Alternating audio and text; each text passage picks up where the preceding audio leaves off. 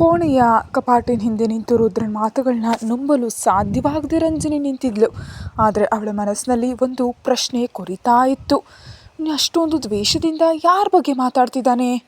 ಮತ್ತು ನನ್ನ ಬಗ್ಗೆ ಏನಾದರೂ ತಪ್ಪು ತಿಳುವಳಿಕೆ ಮಾಡ್ಕೊಂಡಿರ್ಬೋದಾ ಎಂಬ ಆತಂಕ ಅವಳನ್ನ ಕಾಡತೊಡಗ್ತು.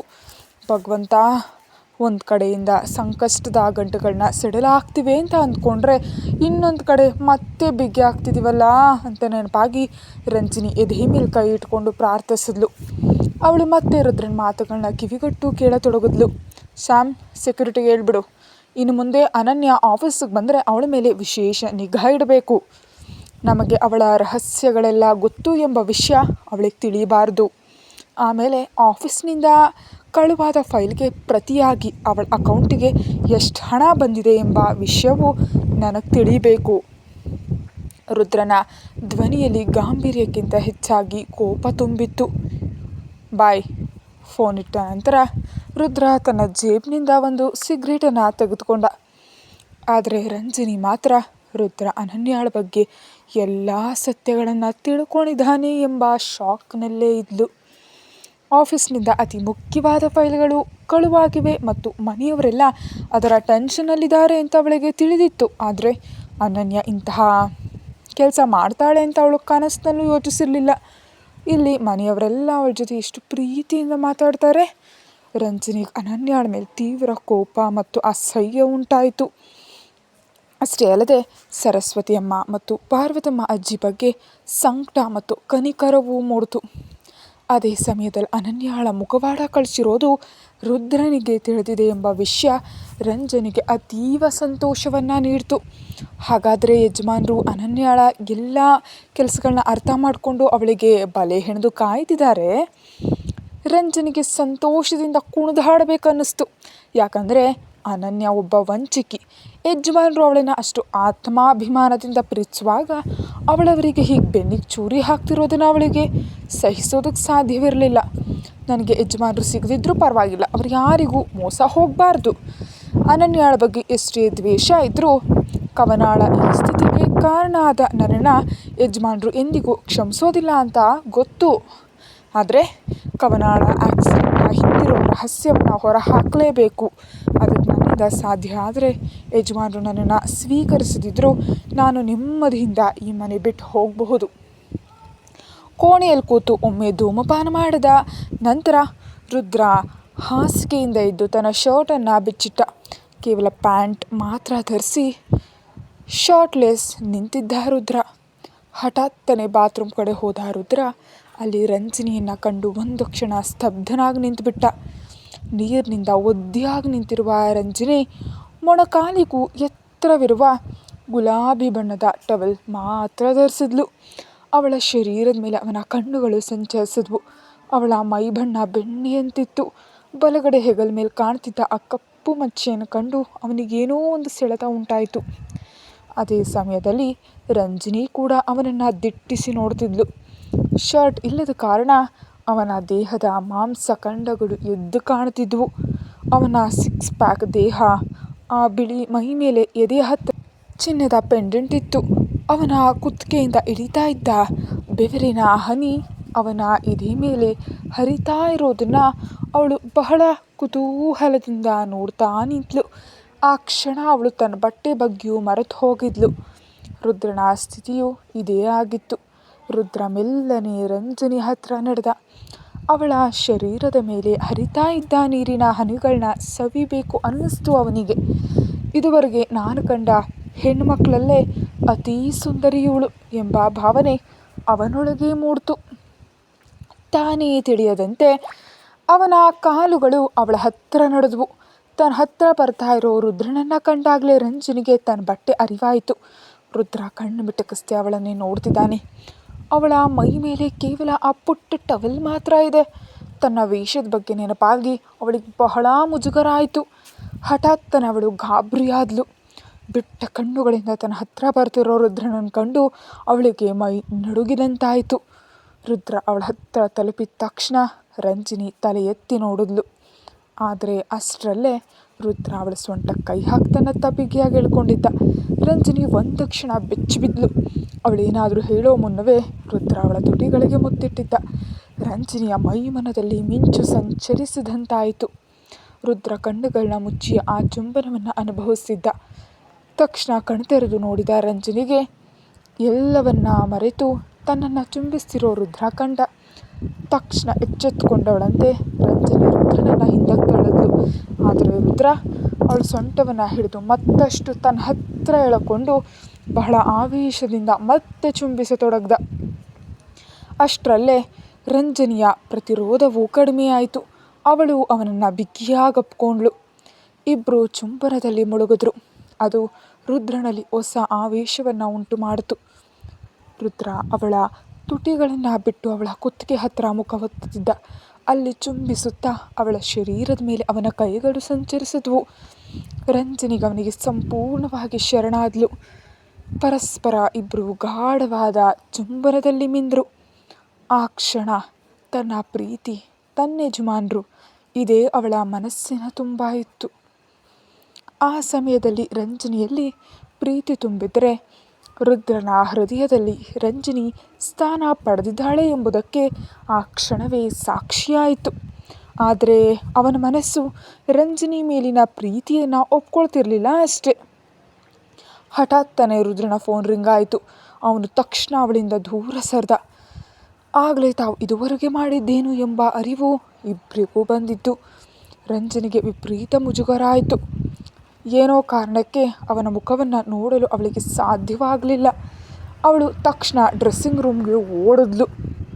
ಆಗಲೂ ರಂಜನಿ ಜೋರಾಗಿ ಉಸಿರಾಡ್ತಿದ್ಲು.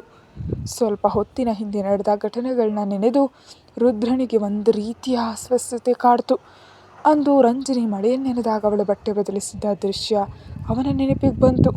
ಅವಳ ಬೆಣ್ಣೆಯಂಥ ಶರೀರವನ್ನು ಕಂಡು ತನ್ನ ಕಣ್ಣುಗಳು ಅನಿವಾರ್ಯವಾಗಲು ಹೋಗ್ತಿರೋದನ್ನು ಅವನು ನೆನಪಿಸ್ಕೊಂಡ. ನನಗೆ ಈ ಹಿಂದೆಯೂ ರಂಜನಿಯ ಬಗ್ಗೆ ಹೀಗೆ ಅನ್ನಿಸ್ತಿತ್ತು. ಅವಳನ್ನು ಚುಂಬಿಸ್ಬೇಕು, ಅಪ್ಕೊಳ್ಬೇಕು ಅಂತೆಲ್ಲ ಅನ್ನಿಸ್ತು. ಅಂದೆಲ್ಲ ನಾನು ನನ್ನನ್ನು ನಿಯಂತ್ರಿಸ್ಕೊಂಡಿದ್ದೆ.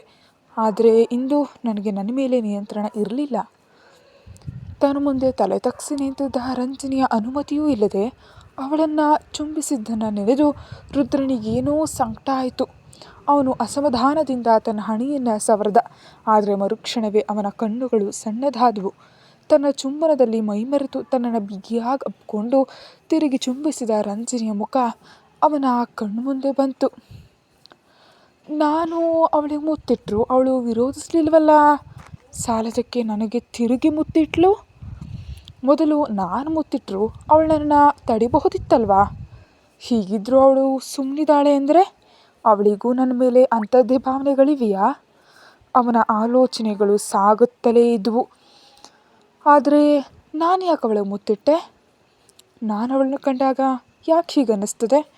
ಅವಳಿಗಿಂತ ಹೆಚ್ಚು ಸುಂದರವಾದ, ಶ್ರೀಮಂತವಾದ, ವಿದ್ಯಾವಂತ ಹೆಣ್ಮಕ್ಳನ್ನ ನಾನು ನೋಡಿದ್ದೀನಿ. ಆದರೆ ಅವರಲ್ಲಿ ಯಾರಿಗೂ ಮೂಡದ ಭಾವನೆ ಈಕೆ ವಿಷಯದಲ್ಲಿ ಯಾಕೆ ಮೂಡ್ತಾ ಇದೆ? ಈಗ ರಂಜನಿ ಬಗ್ಗೆ ನನಗೆ ಮೊದಲಿನ ದ್ವೇಷ ಆಗಲಿ ಅಸಹ್ಯ ಆಗಲಿ ಇಲ್ಲ. ಮತ್ತೇನಿದು? ನನ್ನ ಮನಸ್ಸು ಅವಳನ್ನು ನನ್ನ ಹೆಂಡತಿ ಅಂತ ಒಪ್ಕೊಳ್ಳೋದಕ್ಕೆ ಶುರು ಮಾಡಿದೆಯಾ? ಅಥವಾ ನಾನು ರಂಜನಿಯನ್ನು ಪ್ರೀತಿಸೋದಕ್ಕೆ ಶುರು ಮಾಡಿದ್ದೀನಿಯಾ? ಇಲ್ಲ ಇಲ್ಲ, ಇನ್ನೂ ಹೆಚ್ಚು ಯೋಚಿಸಿದ್ರೆ ತನ್ನ ಉತ್ತರ ಸಿಗೋದಿಲ್ಲ.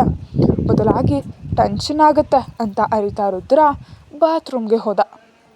ಆದರೆ ಆಗಲೂ ಅವನ ಮನಸ್ಸಿನಲ್ಲಿ ಸ್ವಲ್ಪ ಮುಂಚೆ ನಡೆದ ಘಟನೆಗಳೇ ಇದ್ದವು. ತನ್ನ ಮನಸ್ಸು ಪೂರ್ಣವಾಗಿ ಆ ಹೆಣ್ಣಿನ ಕಡೆ ವಾಲಿರೋದು ಎಂಬ ಸತ್ಯ ಅವನಿಗೆ ಆ ಸಮಯದಲ್ಲಿ ಅರಿವಾಗಿರಲಿಲ್ಲ. ಡ್ರೆಸ್ಸಿಂಗ್ ರೂಮ್ ಒಳಗೆ ಬಂದ ರಂಜನಿ ಬಾಗಿಲು ಹೊರಗೆ ನಿಂತಳು. ಸ್ವಲ್ಪ ಹೊತ್ತಿನ ಹಿಂದೆ ನಡೆದದ್ದನ್ನು ನೆನೆದು ಅವಳ ಕೆನ್ನೆಗಳು ಕೆಂಪಾದವು. ನಾನು ಯಜಮಾನ್ರನ್ನ ಪ್ರೀತಿಯಿಂದ ಚುಂಬಿಸಿದೆ, ಆದರೆ ಅವ್ರು ನನ್ನನ್ನು ಚುಂಬಿಸಿದ್ದು ಪ್ರೀತಿಯಿಂದಲೇ ಇರಬಹುದೇ ಎಂಬ ಅನುಮಾನ ಅವಳಲ್ಲಿ ಹುಟ್ಟಿತು. ಒಂದು ವೇಳೆ ಹಾಗಲ್ಲದಿದ್ದರೆ? ಅವಳ ಮನಸ್ಸಿನಲ್ಲಿ ಮಿಂಚಿನಂತೆ ಒಂದು ಆಲೋಚನೆ ಬಂತು.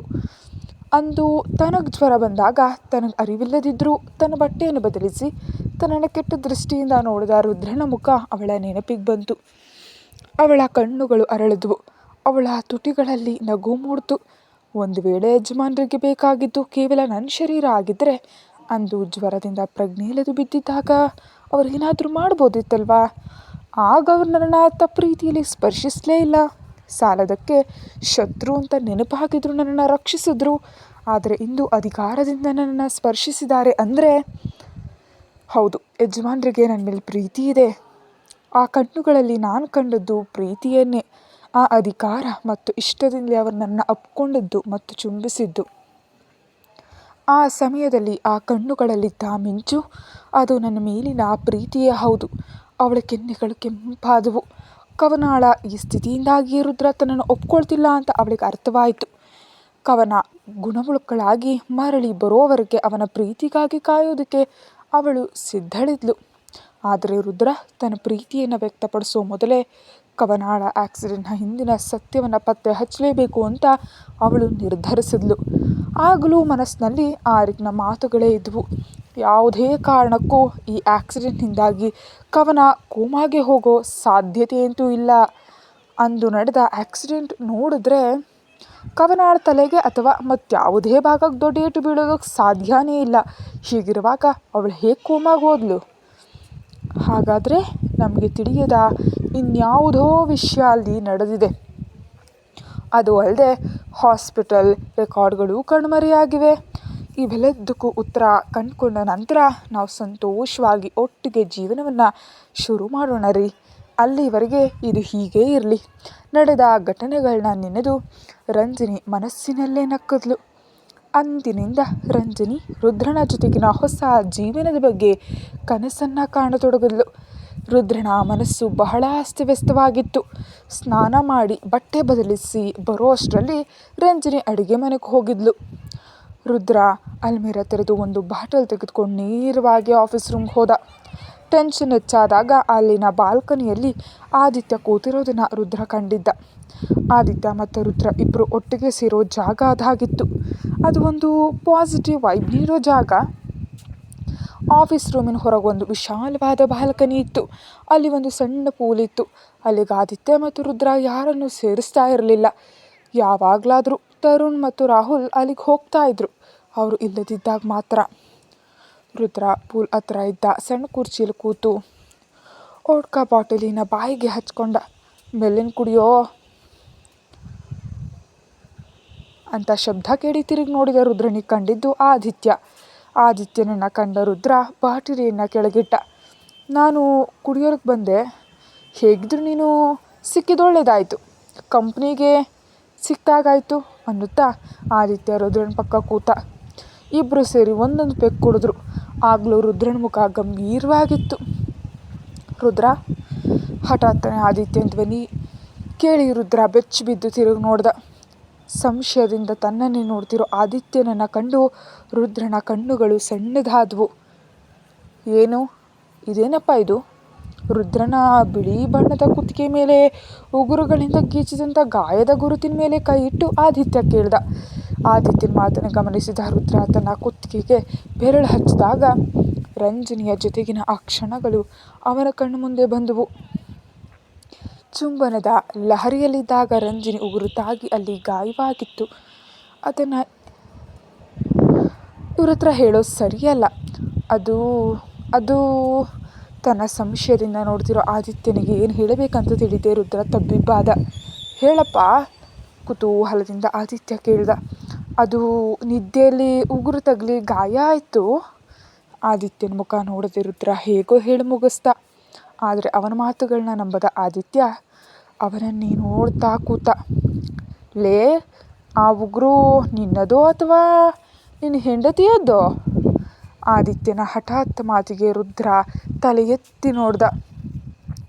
ನಿನ್ನ ಮದುವೆಯಾಗಿ ಕೇವಲ 3 ತಿಂಗಳಾಗಿದೆ. ನನ್ನ ಮದುವೆಯಾಗಿ 6 ವರ್ಷ ಆಗಿದೆ ಕಣೋ. ಆದಿತ್ಯನ ಮಾತಿನಿಂದ ರುದ್ರ ಪೆಚ್ಚಾದ. ಅದು ರುದ್ರನಿಗೆ ಆದಿತ್ಯನ ಮುಖ ನೋಡಲು ಆಗಲಿಲ್ಲ. ಇದರಲ್ಲಿ ನಾಚಿಕೆ ಪಡೋದಕ್ಕೇನಿದೆ? ನೀನು ನಿನ್ನ ಹೆಂಡತಿ ಜೊತೆ ಏನೋ ರೊಮ್ಯಾನ್ಸ್ ನಡೆಸಿದೀಯಾ, ಅದಕ್ಕೇನಂತೆ? ಇದೆಲ್ಲ ಸಹಜವಲ್ವೇ? ಆದಿತ್ಯ ಕಳ್ಳ ನಗುವಿನೊಂದಿಗೆ ರುದ್ರನನ್ನು ನೋಡ್ತಾ ಹೇಳ್ದ. ಆದರೆ ರುದ್ರ ಏನೋ ಹೇಳಲು ಹೊರಟಾಗ ಆದಿತ್ಯ ಅದನ್ನೇನೋ ಅರ್ಥ ಮಾಡಿಕೊಂಡವನಂತೆ ಮಾತನಾಡಲು ಶುರು ಮಾಡ್ದ. ರುದ್ರ, ನೀನು ಒಪ್ಪಲಿ ಬಿಡಲಿ, ನಿನ್ನ ಮನಸ್ಸು ರಂಜನಿಯನ್ನು ನಿನ್ನ ಹೆಂಡತಿ ಅಂತ ಒಪ್ಕೊಳ್ಳಲು ಶುರು ಮಾಡಿದೆ, ಪ್ರೀತಿಸೋದಕ್ಕೆ ಶುರು ಮಾಡಿದೆ. ಇದೆಲ್ಲವೂ ಅದಕ್ಕೆ ಸಾಕ್ಷಿ. ಆದಿತ್ಯ ರುದ್ರನನ್ನು ನೋಡ್ತಾ ಹೇಳ್ದ. ಆದರೆ ಆದಿತ್ಯನ ಮಾತುಗಳು ರುದ್ರನ ಮನಸ್ಸನ್ನು ಕೊರೆತಿದ್ವು. ಅವಳನ್ನು ಕಂಡಾಗ ತನ್ನಲ್ಲಿ ಉಂಟಾಗೋ ಬದಲಾವಣೆಗಳು, ಕೆಲವೊಮ್ಮೆ ತಾನೇ ತನ್ನನ್ನು ಮರೆತು ಹೋಗ್ತಾನೆ. ಇನ್ನು ಅಣ್ಣ ಹೇಳ್ತಿರೋದು ನಿಜ ಇರಬಹುದು. ನಾನು ಅವಳನ್ನು ಪ್ರೀತಿಸ್ತೇನೆಯೇ? ಇಲ್ಲ. ಪ್ರಶ್ನೆ ಪೂರ್ತಿಯಾಗೋ ಮೊದಲೇ ಅವನಿಗೆ ಉತ್ತರ ಸಿಕ್ತು. ಇಲ್ಲ ಅಣ್ಣ, ನನಗೆ ಅವಳ ಮೇಲೆ ಈಗ ದ್ವೇಷ ಆಗಲಿ ಹಾಗೇ ಆಗಲಿ ಇಲ್ಲ, ಹಾಗೆ ಪ್ರೀತಿಯೂ ಇಲ್ಲ. ತಿಳಿಯದೆ ನಡೆದಿದ್ರೋ ಕವನಾಮಗಳ ಈ ಸ್ಥಿತಿಗೆ ರಂಜನಿ ಕೂಡ ಕಾರಣನೇ. ಅಂಥವಳನ್ನು ಪ್ರೀತಿಸೋದಕ್ಕೆ ಅಥವಾ ಹೆಂಡತಿ ಅಂತ ಒಪ್ಕೊಳ್ಳೋದಕ್ಕೆ ನನಗೆ ಸಾಧ್ಯವಿಲ್ಲ. ತನ್ನನ್ನು ನೋಡಿ ಕೋಪದಿಂದ ಹೇಳ್ತಾ ಇರೋ ರುದ್ರನನ್ನು ಕಂಡು ಆದಿತ್ಯನಿಗೆ ಕೋಪ ಬಂತು. ಹಾಗಾದರೆ ಅವಳ ಮೇಲೆ ನಿನಗೆ ಮೂಡ್ತಿರೋ ಭಾವನೆ ಆದರೂ ಏನು? ಯಾವ ಅರ್ಥದಲ್ಲಿ ನೀನು ಅವಳ ಹತ್ರ ಹೋಗ್ತಾ ಇದೀಯಾ? ಒಬ್ಬ ಗಂಡನ ಅಧಿಕಾರದಿಂದ ಅವಳಿಗೆ ಕಿಸ್ ಮಾಡಿದೆಯಲ್ಲ, ಯಾಕೆ? ಅವಳಿಗೆ ಯಾಕೆ ನಿರೀಕ್ಷೆಗಳನ್ನ ನೀಡ್ತಿದೀಯಾ? ಆದಿತ್ಯನ ಆ ಒಂದು ಪ್ರಶ್ನೆಗೆ ರುದ್ರ ಪೂರ್ತಿ ಗಾಬರಿಯಾದ. ನಿಜವಾಗಿಯೂ ಅವಳ ಮೇಲೆ ತನಗಿರೋ ಭಾವನೆಯಾದರೂ ಏನು? ಯಾವ ಹಕ್ಕಿನಿಂದ ತಾನು ಅವಳನ್ನ ಚುಂಬಿಸ್ದೆ? ನಾನು ಮಾತ್ರ ಅಲ್ವಲ್ಲ, ಅವಳು ಕೂಡ ನನಗೆ ಮುತ್ತಿಟ್ಲಲ್ವಾ? ರುದ್ರನಿಗೆ ವಿಪರೀತ ಕೋಪ ಬಂತು. ಏನನ್ನೂ ಅರ್ಥ ಮಾಡಿಕೊಳ್ಳಲು ಸಾಧ್ಯವಾಗದ ಸ್ಥಿತಿ. ರಂಜನಿ, ಅವಳನ್ನು ನಾನು ಇಷ್ಟಪಡ್ತಿದ್ದೇನೆಯೇ? ಇಲ್ಲ, ಇನ್ನು ಮುಂದೆಂದು ಇಷ್ಟಪಡೋದಿಲ್ಲ. ಏನಪ್ಪ ಅಣ್ಣ ತಮ್ಮಂದಿರು ಇಲ್ಲಿ ಏನು ಮಾಡ್ತಾ ಇದ್ದೀರಿ? ಶಬ್ದ ಕೇಳಿ ತಿರುಗಿ ನೋಡಿದ ಆದಿತ್ಯ ಮತ್ತು ರುದ್ರನಿಗೆ ಕಂಡದ್ದು ಕೋಣೆಗೆ ಪ್ರವೇಶಿಸಿದ ಶಂಕರ್ ಗೌಡ್ರು. ಅವರನ್ನು ಕಂಡ ತಕ್ಷಣ ಇಬ್ಬರು ತಮ್ಮ ಕೈಯಲ್ಲಿ ದಪ್ಪೆ ಕೆಳಗಿಟ್ಟು ಎದ್ದು ನಿಂತರು. ನನ್ನನ್ನು ಕಂಡ ತಕ್ಷಣ ನಿಮ್ಮ ಕಾರ್ಯಕ್ರಮ ನಿಲ್ಲಿಸಬೇಡಿ, ನಾನು ಹೇಳಬೇಕಾದನ್ನು ಹೇಳಿ ಹೋಗ್ತೀನಿ ಅನ್ನುತ್ತಾ ಶಂಕರ್ ಗೌಡ್ರು ಅವರ ಎದುರಿನ ಕುರ್ಚಿಯಲ್ಲಿ ಕೂತರು. ನಾಡಿದ್ದು ಮಹದೇವ್ ಮಗಳ ಮದುವೆ ಇದೆ. ರುದ್ರ, ನೀನು ರಂಜನಿಯನ್ನು ಕರ್ಕೊಂಡು ನಾಳೆ ಹೊರಡಬೇಕು. ಮದುವೆ ಮತ್ತು ರಿಸೆಪ್ಷನ್ ಮುಗಿಸ್ಕೊಂಡೇ ಬನ್ನಿ. ಹಠಾತ್ತರೆ ಶಂಕರ್ ಗೌಡ್ರು ಹಾಗೆ ಹೇಳಿದ ತಕ್ಷಣ ರುದ್ರ ಬೆಚ್ಚಿ ಬಿದ್ದು ಎದ್ದು ನಿಂತ. ತಾತ, ನನಗೆ ಹೋಗಲು ಏನಪ್ಪ, ನಿನಗೆ ಹೋಗಲು ಏನಾದರೂ ತೊಂದರೆ ಇದೆಯಾ? ಶಂಕರ್ ಗೌಡ್ರು ಗಂಭೀರವಾಗಿ ಕೇಳಿದರು. ಗಂಭೀರವಾಗಿ ಮಾತಾಡ್ತಾ ಇರೋ ತಾತನ ಹತ್ರ ಏನು ಹೇಳಬೇಕಂತ ತಿಳಿದೆ ರುದ್ರ ಸುಮ್ಮನಾದ. ಈಗ ಇಂತಹ ಒಂದು ಪ್ರಯಾಣ, ಅದು ರಂಜನಿ ಜೊತೆ. ನನಗೊಂದು ಮೀಟಿಂಗ್ ಇದೆ. ರುದ್ರ ಹೇಳಿ ಮುಗಿಸೋ ಮೊದಲೇ ಶಂಕರ್ ಗೌಡ್ರು ಮಾತಾಡತೊಡಗಿದ್ರು. ಸಾಕು, ಯಾವುದೇ ಅಡೆತಡೆ ಹೇಳಬೇಡ. ಈಗ ಆಫೀಸಿನ ಸಮಸ್ಯೆಗಳೆಲ್ಲ ತೀರಿಲ್ವಾ? ನೀನು ಬರೋವರೆಗೆ ಆಫೀಸಿನ ವಿಷಯಗಳನ್ನ ನೋಡ್ಕೊಳ್ಳಲು ಅಲ್ಲಿ ಬೇರೆ ಜನ ಇದ್ದಾರೆ. ನಾನು ಮಹದೇವನಿಗೆ ಫೋನ್ ಮಾಡಿ ಎಲ್ಲವನ್ನ ಹೇಳಿದ್ದೀನಿ. ನಾಳೆ ಬೆಳಗ್ಗೆಯೇ ಹೊರಡಿ. ರುದ್ರನ್ನ ನೋಡಿ ಅಷ್ಟು ಹೇಳಿದ ನಂತರ ಶಂಕರ್ ಗೌಡ್ರು ಮುಂದೆ ನಡೆದರು. ನಂತರ ಒಮ್ಮೆ ತಿರುಗಿ ನೋಡಿ ರುದ್ರನಿಗೆ ಹೇಳಿದ್ರು, ಇನ್ನೊಂದು ವಿಷಯ, ನೀವಿಬ್ಬರು ಪ್ರೀತಿಸಿ ಮದುವೆ ಆಗಿದ್ದೀರಿ ಅಂತ ಎಲ್ಲರೂ ಭಾವಿಸಿದ್ದಾರೆ. ಇಲ್ಲಿ ರಂಜನಿ ಜೊತೆ ನಡ್ಕೊಳ್ಳುವಂತೆ ಅಲ್ಲಿ ನಡ್ಕೊಳ್ಬೇಡಿ. ನಿಮ್ಮ ನಡುವಿನ ಭಿನ್ನಾಭಿಪ್ರಾಯಗಳನ್ನ ಹೊರಗಿನವರಿಗೆ ತಿಳಿಬಾರ್ದು. ಇನ್ನೇನನ್ನು ಹೇಳಲು ಅಥವಾ ಕೇಳಲು ನಿಲ್ಲದೆ ಶಂಕರ್ ಗೌಡ್ರು ಕೋಣೆಗೆ ಹೋದರು. ರುದ್ರ ದಯನೀಯವಾಗಿ ಆದಿತ್ಯನ ಕಡೆ ನೋಡ್ದ. ನನ್ನನ್ನು ಹಾಗೆ ನೋಡಬೇಡ, ಬೇಗ ಬಟ್ಟೆಗಳನ್ನೆಲ್ಲ ಪ್ಯಾಕ್ ಮಾಡಿ ಹೊರಡೋದಕ್ಕೆ ಸಿದ್ಧ ಆಗು. ಆದಿತ್ಯ ಗಂಭೀರವಾಗಿ ಹೇಳಿದ ತಕ್ಷಣ ರುದ್ರ ಮುಖ ಸಿಂಡರಿಸ್ಕೊಂಡು ಕೋಣೆಗೆ ಹೋದ. ರುದ್ರ, ನಿನ್ನ ಮನಸ್ಸಿನಲ್ಲಿ ಅವಳು ಇದ್ದಾಳೆ ಅಂತ ಈಗ ನನಗೆ ಖಚಿತ ಆಯಿತು. ಬೇಗ ನೀನು ಅದನ್ನು ಅರ್ಥ ಮಾಡ್ಕೊಳ್ತೀಯ ಅಂತ ಕೋಪದಿಂದ ಹೋಗ್ತಿರೋ ರುದ್ರನ ನೋಡಿ ಆದಿತ್ಯ ಮನಸ್ಸಿನಲ್ಲಿ ಅಂದ್ಕೊಂಡ.